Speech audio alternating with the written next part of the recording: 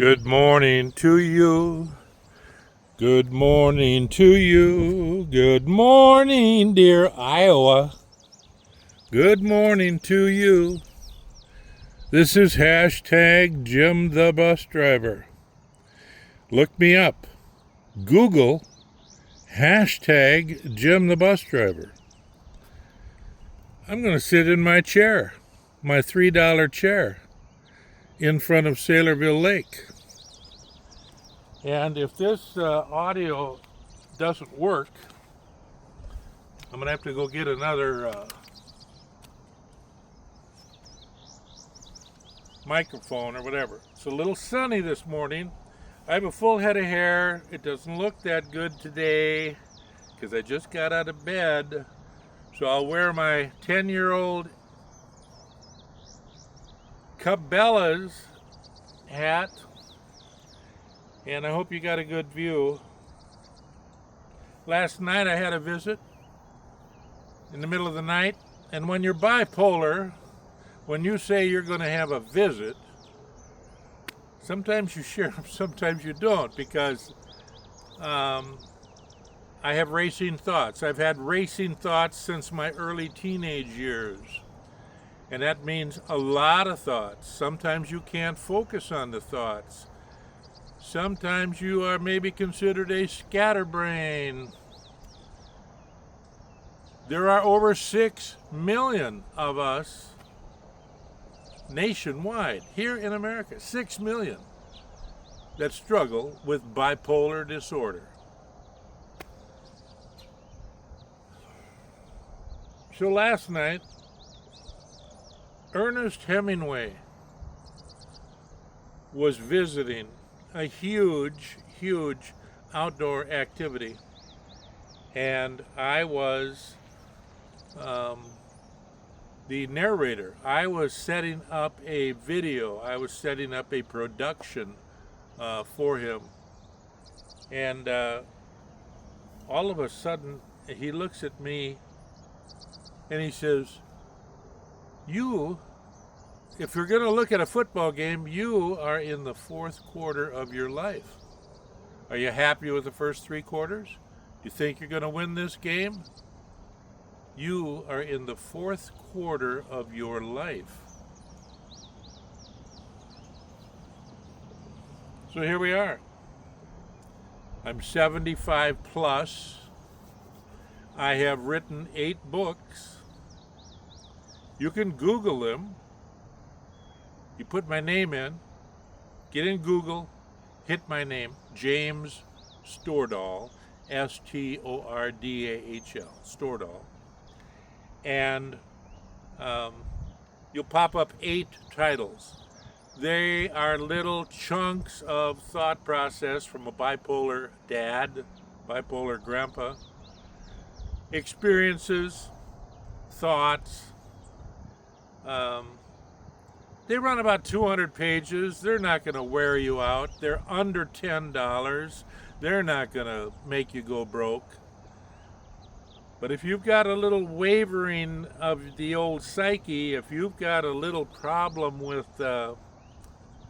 racing thoughts, being a scatterbrain, being your own worst enemy, check the books out. I think you're going to find them interesting. What I've found interesting in this year of my life, I have been in a number of commercials. It started after I turned 75.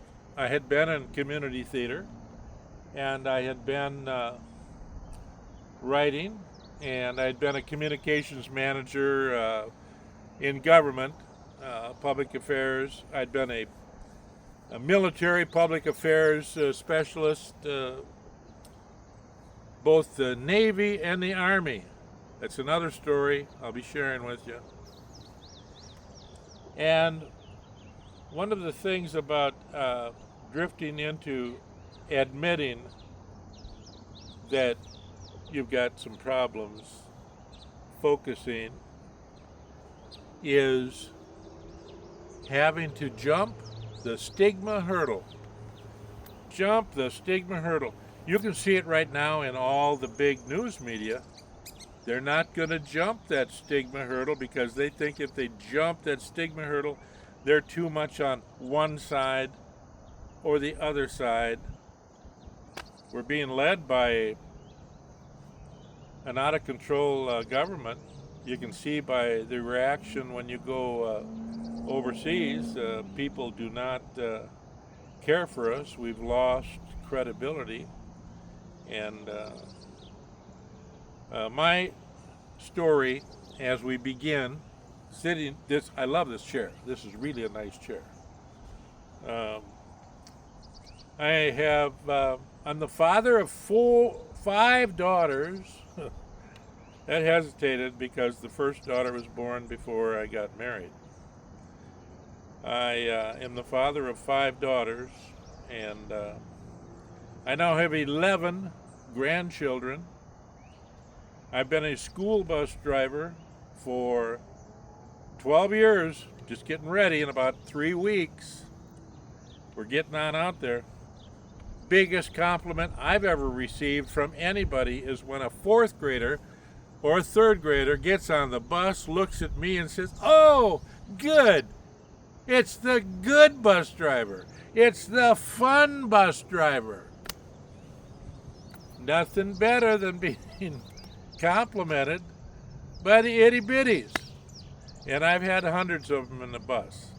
I do my very best to keep them safe, get them to where they need to go, and make sure that there are absolutely no bullies on my bus. I'll tell you more about that in a later episode. There's a way you can get through, identify the bullies, and nip that in the bud. No bullies on the bus. There's nobody out here today. It's not too bad. We now have 73 degrees, and this is pretty nice weather. We are under the old heat dome. Climate change generated heat dome. 40 to 50 million people suffering with heat and humidity and just all. Today it's 73 degrees. There's a nice cool breeze. We're going to have some fairly decent weather the next couple of days, and then the heat dome comes back. Isn't this kind of pretty? Did you ever think that Iowa had a big old lake like this?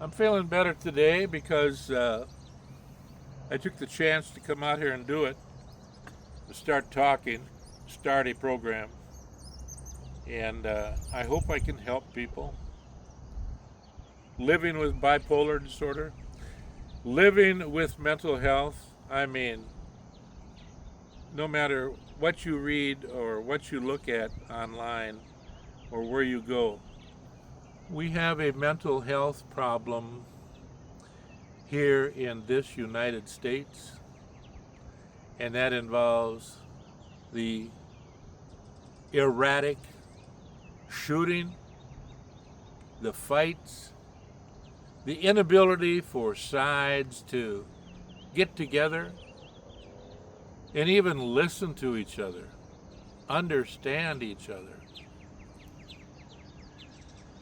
I hope you won't think I'm goofy. I just have a lot to say in this twilight cruise of my life, and it seems to be kind of bubbling out. And whenever I do get a chance to be a public speaker, I've been at about a dozen libraries in the last couple of years, and like I said, I've written these 8 books that you might find very interesting. I've been in 20 commercials, and I've been in a background extra in a dozen movies.